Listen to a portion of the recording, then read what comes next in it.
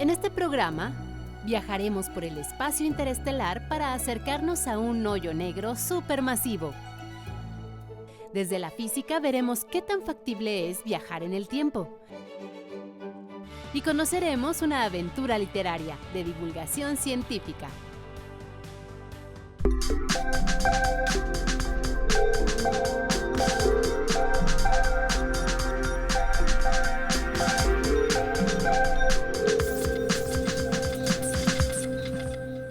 Bienvenidos a Factor Ciencia, soy Lucía Vázquez y en esta ocasión los saludamos desde las instalaciones del 11 en el casco de Santo Tomás en la Ciudad de México. Y estamos aquí porque vamos a recibir a un personaje muy especial.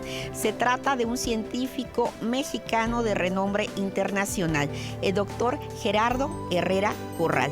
Con él hablaremos de diferentes temas como agujeros negros, viajes en el tiempo, su participación en el CERN y la física en el cine. Así que es un programa muy interesante que promete mucho. Quédense ustedes aquí en Factor Ciencia. Comenzamos.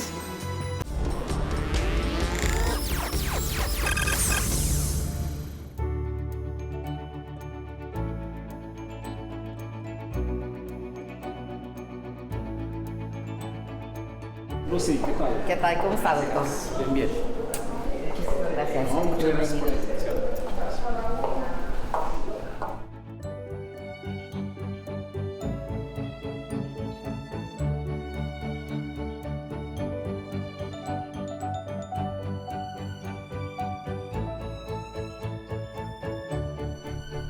Pues ya está aquí con nosotros el doctor Gerardo Herrera Corral, una eminencia en la física de partículas y uno de los pocos mexicanos que trabaja en el CERN.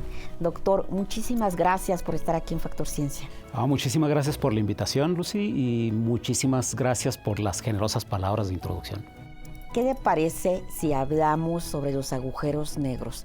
Hay un evento que hace un parteaguas en este año y es la primera imagen tomada de un agujero negro y además hipermasivo. ¿Cómo cambia esto la física? Es correcto. Yo creo que es uno de los grandes eventos de la ciencia en los últimos años.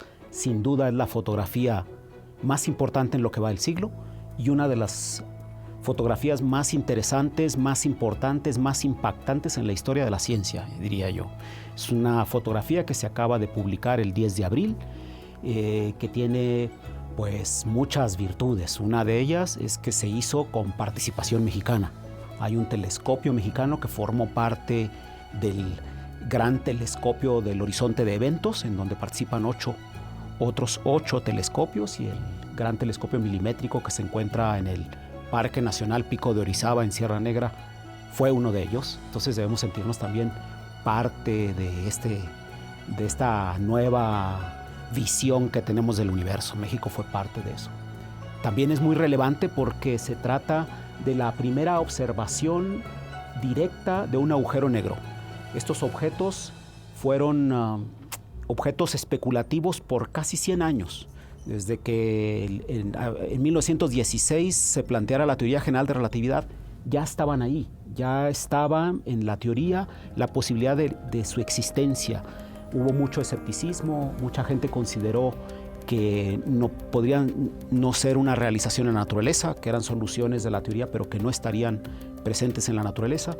Y ahora, pues 100 años después, vemos de manera directa a uno de estos que se encuentra a 55 millones de años luz de nosotros, ¿no? En el centro de una galaxia, la galaxia M87, donde hemos podido ver el horizonte de sucesos de un agujero negro.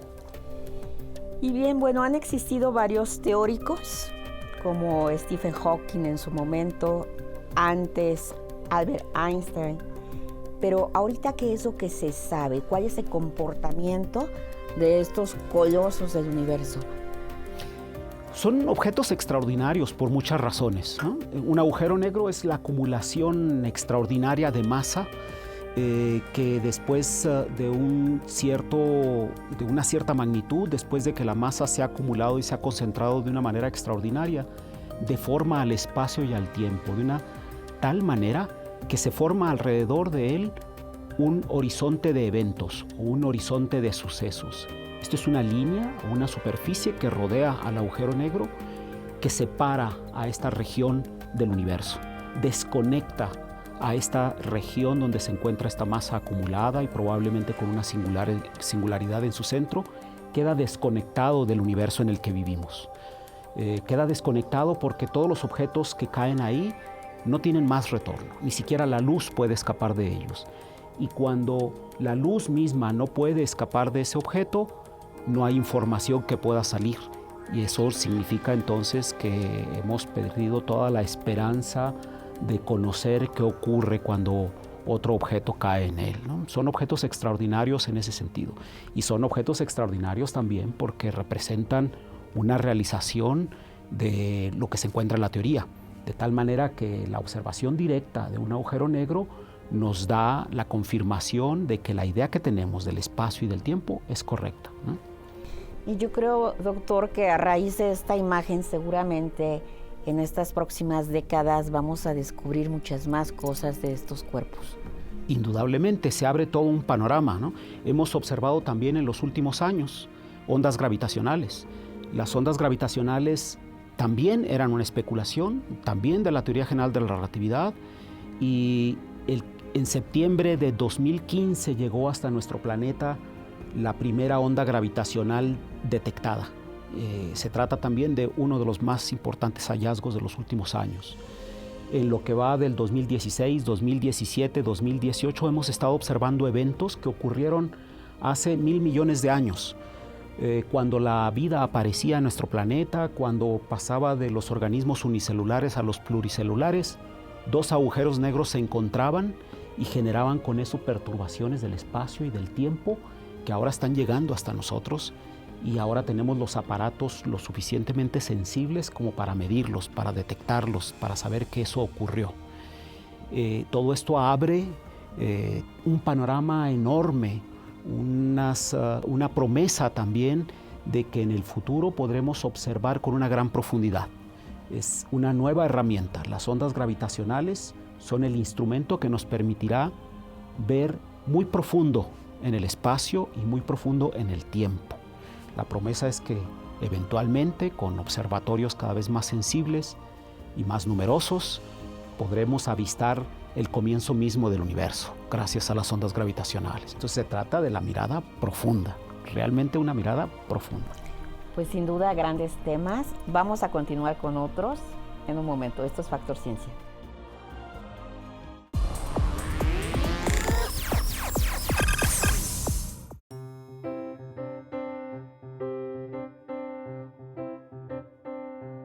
Doctor Herrera, desde 1994 usted trabaja en el proyecto ALICE, allá en el CERN, en el Centro Europeo para la Investigación Nuclear. Ese laboratorio impresionante que está bajo la frontera de Francia y Suiza. Después del bosón de Higgs, ¿qué está haciendo el CERN y cuál es su labor? ¿Cuál es su trabajo de usted ahí? Mira, el Centro Europeo de Investigaciones Nucleares tiene 4 grandes detectores, efectivamente, el CMS, ATLAS, LHCb y ALICE. Y en ALICE efectivamente estamos trabajando desde hace ya más de 25 años, un grupo de mexicanos.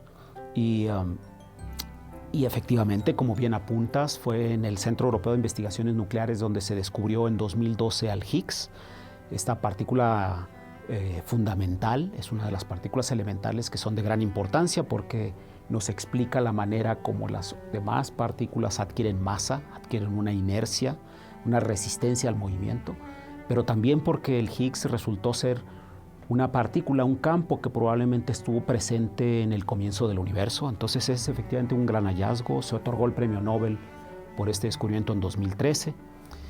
Pero hay que decirle a la gente también que el proyecto no era solamente para descubrir al Higgs. ¿Qué queremos ver más allá del Higgs? Pues hay una gran cantidad de temas. Queremos encontrar la quinta dimensión. Queremos saber si las dimensiones que nos son familiares, las 3 dimensiones espaciales en las que vivimos, en las que caminamos, nos movemos a lo largo, a lo ancho y hacia arriba, en 3 dimensiones espaciales, pero también cambiamos en el tiempo, que es otra dimensión más. Pero queremos saber si solamente existen estas 4 dimensiones que nosotros conocemos o si existe una quinta dimensión. ¿Y cuál sería esta quinta? Bueno, no tenemos la evidencia experimental de que exista una quinta dimensión, pero el Gran Colisionador está buscando esta dimensión. Está buscando algo que los físicos llamamos dimensiones extras, dimensiones más allá de las que conocemos. Este es uno de los temas que están en continua investigación. No es el único, también en el CERN se está buscando nuevas partículas, la posibilidad de que existan partículas que no conocemos. Actualmente tenemos ya una tabla periódica de las partículas elementales que está completa, con el Higgs quedó completa, pero podría ser que existan más partículas. Podría ser que existan simetrías muy grandes, muy importantes, muy incluyentes en la naturaleza, y el precio que hay que pagar por esas simetrías son más partículas, y estamos buscando en el Gran Colisionador de Hadrones la existencia de esas partículas. Eso nos vendría a explicar probablemente la materia oscura, que sigue siendo un misterio y uno de los principales problemas de la física moderna. Queremos entender, pues, muchos otros temas. Entre otros, el que a mí más me incluye y más me interesa es el del universo temprano. Queremos saber cómo era el universo temprano. Cómo era el universo cuando este tenía apenas 1 o 10 microsegundos de edad. Es decir, cuando apenas habían transcurrido unos microsegundos después del Big Bang. Continuamos aquí en Factor Ciencia.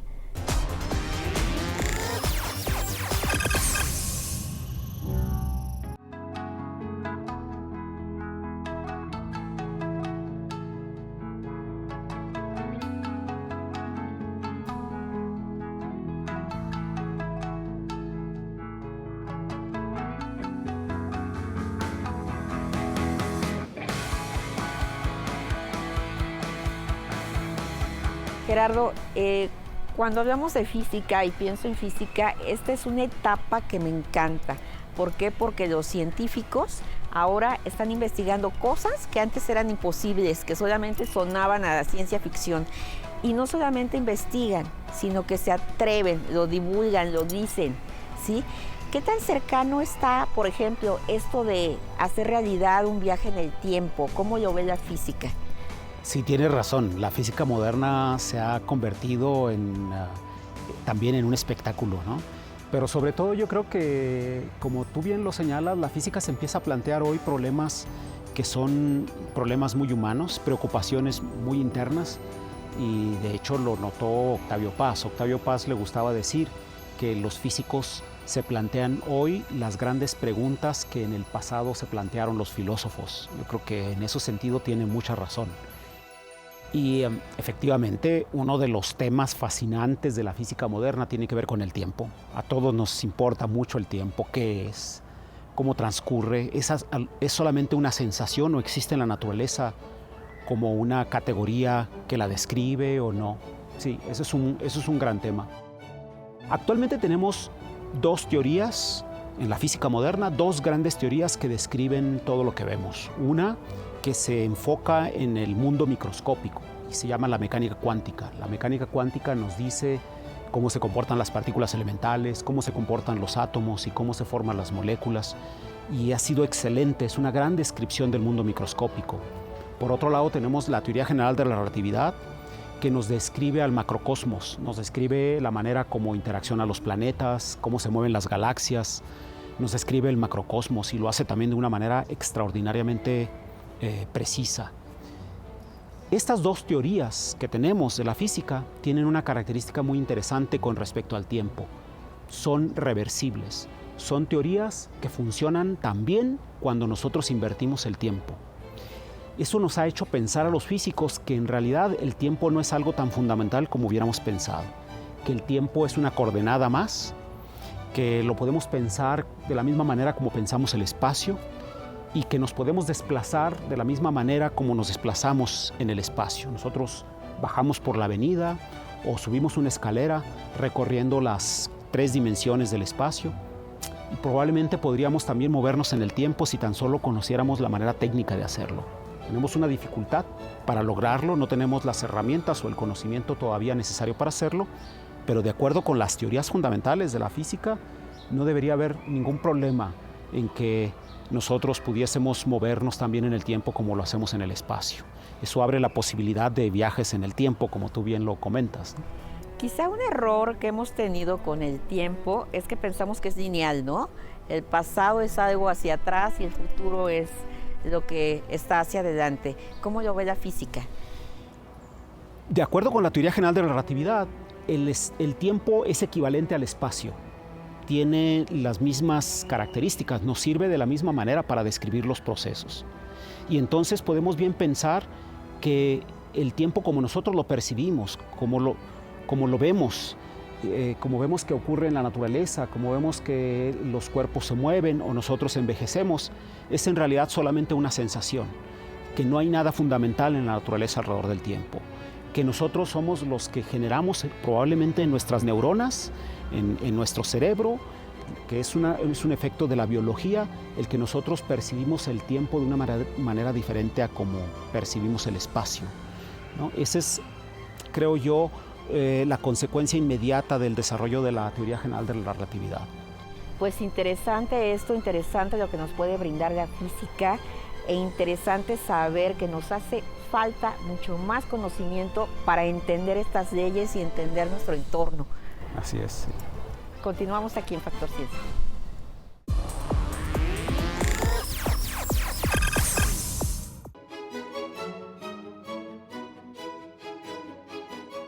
Pues continuamos aquí con el doctor Gerardo Herrera y bueno, con una agradable sorpresa. Se trata de su más reciente libro, Agujeros Negros y Ondas Gravitacionales, una mirada profunda al universo. Y esta es otra de las facetas increíbles del doctor Herrera. Es un excelente escritor y divulgador de ciencia. Doctor, háblenos de qué es lo que podemos esperar en esta nueva aventura literaria. Muchas gracias. Hemos tratado de poner en unas páginas que editó Sexto Piso, en este libro que esperamos que todo el mundo pueda leer y lo lea, porque queremos contar los más grandes descubrimientos, los más importantes descubrimientos de los últimos años. Tenemos básicamente dos grandes avances de la ciencia. Uno tiene que ver con la observación de las ondas gravitacionales. Fueron anunciadas en 2016, de una observación que ocurrió en septiembre de 2015 y en el que hemos estado ya viendo muchos eventos. 2016, 2017, 2018 se han observado ya más de 10 eventos en el que agujeros negros colisionan y generan una perturbación en el espacio y en el tiempo. Estas ondas gravitacionales se observan por primera vez de manera directa. Es un gran hallazgo, es uno de los descubrimientos científicos más importantes en lo que va del siglo, por un lado. Y por otro lado, acabamos de ver este año una fotografía que es la portada del libro, que es también la evidencia directa de la existencia de agujeros negros. En esta ocasión con la imagen de un agujero negro. Es el centro de una galaxia que se encuentra en la constelación de Virgo, que se encuentra a más de 50 millones de años luz de nosotros y que nos ofrece por primera vez en la historia de la ciencia una imagen del horizonte de eventos del agujero negro. Entonces tratamos de contarle a la gente algo sobre estos hallazgos, tratamos de hacerlo de una manera amena, de tal manera que las personas puedan estar al día de lo que está pasando en el mundo de la física moderna. ¿Qué tan difícil es salir del laboratorio y meterse a escribir? Y además escribir de una manera sencilla que podamos entender los turistas de ciencia. Es difícil, es una tarea difícil. La divulgación científica es toda una labor intelectual. Implica imaginarse, meditar sobre la manera en cómo se puede traducir en palabras lo que está en ecuaciones. Eso no es sencillo, efectivamente es una tarea complicada, no siempre se logra. Yo espero que en este caso se haya conseguido el objetivo de comunicar estos hallazgos de una manera amena, pero por supuesto que es el trabajo también de edición, en este caso de Sexto Piso, que hace una labor importantísima como mediadores entre el investigador que se quiere convertir en escritor y el público que tiene que leerlo. Es una labor también muy importante. La edición es fundamental en el éxito de un texto como este. Pues tenemos una nueva tarea, ¿sí? a los que nos empieza a apasionar la física de partículas y nos damos cuenta de que es totalmente distinto a lo que estudiamos a veces en el salón de clases. Sí, tratamos de hacerlo así, tratamos de mostrarle a la gente que más allá de las ecuaciones, al final está un relato, es una historia y son ideas que se deben de poder comunicar de manera sencilla. Eso es una cualidad de la física, aunque se nos aparece a veces como complicada con las dificultades de las matemáticas. En realidad detrás de todo eso hay ideas muy sencillas que la gente debe poder comprender y que se las debe poder contar de una manera accesible. Pues ya está aquí, agujeros negros y ondas gravitacionales.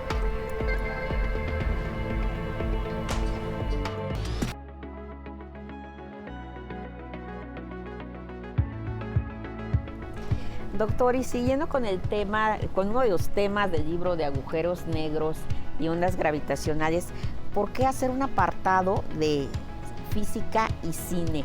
¿Qué importancia tiene que en la actualidad científicos de la talla, por ejemplo, de Kip Thorne, trabajen en la cinematografía? Bueno, primero porque, como decíamos hace rato, la ciencia también es un relato, como lo es la literatura, como es hasta la pintura, como el arte, a final de cuentas se plasma como un relato por un lado. Pero por otro lado porque tratamos de mostrarle a la gente que las ideas que están en la física, que las ideas detrás de los grandes descubrimientos son ideas que están también en los escritores de novelas o en la ciencia ficción y que están más cerca de nosotros de lo que pensamos. No solamente es la noticia en el periódico, pero también es la misma idea cuando uno va al cine a ver una película como Interstellar o como Gravity o como Deep Impact, pero también en los libros de ciencia ficción o en novelas o en relatos como El Principito. Y tratamos de comentar un poco eso para que el lector vea que está más cerca de nosotros y que está en todas partes. Esa es la intención. Y a mí me parece formidable que una película fantástica como lo fue Interstellar haya tenido la asesoría de Kip Thorne. Yo creo que eso le dio una gran calidad a la película. Es fantástica en muchos sentidos, cuidaron mucho los aspectos de la física y el resultado es que acabamos con una historia en la que, por supuesto, hay mucho de especulación, por supuesto que hay muchísima imaginación en ella, pero es una imaginación cultivada, es una especulación educada y eso se disfruta mucho. Entonces, la idea de platicar un poco de estas cosas en el libro es eso, es la de decirle a la gente que en realidad las ideas que están ahí y que están detrás del relato están en todas partes. ¿Cuál es su película favorita de ciencia? Bueno, de las más recientes, por supuesto, creo que Interestelar es una gran película, pero existen la gran saga de la Guerra de las Estrellas, que es una maravilla, que todos...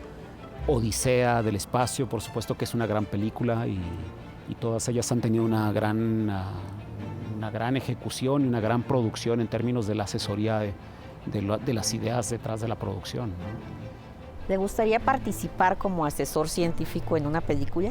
Uy, desde luego. Yo creo que lo haría muy bien. Yo creo que yo lo haría muy bien porque soy muy crítico en el cine. Me gusta el cine. Escribo a menudo en mis columnas sobre las películas que he visto y puedo, por deformación profesional, ¿qué es eso? Una deformación profesional, puedo captar muy bien cuando algo no es congruente, cuando se está violando la lógica del relato o cuando se está cometiendo una falta que no respeta los principios de la naturaleza, por ejemplo, en el caso de películas de ciencia ficción. Pues productores, aquí tenemos una gran noticia, tenemos un científico de primer nivel que estaría encantado de asesorar una película y qué mejor que mexicana o internacional de ciencia. Muchísimas gracias, doctor. No, muchas gracias, Lucy, por la invitación y muchas gracias por la excelente conversación.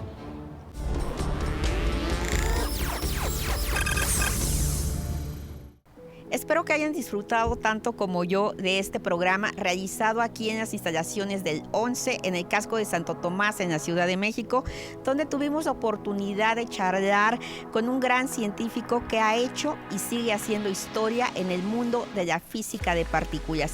No olviden seguirnos a través de Facebook, Twitter, visitar nuestro portal o descargar cualquiera de nuestros contenidos a través de iTunes. Nosotros seguimos investigando lo que ocurre en el mundo de la ciencia y la tecnología para llevarlo hasta su pantalla. Yo soy Lucía Vázquez, esto fue Factor Ciencia, nos vemos hasta la próxima.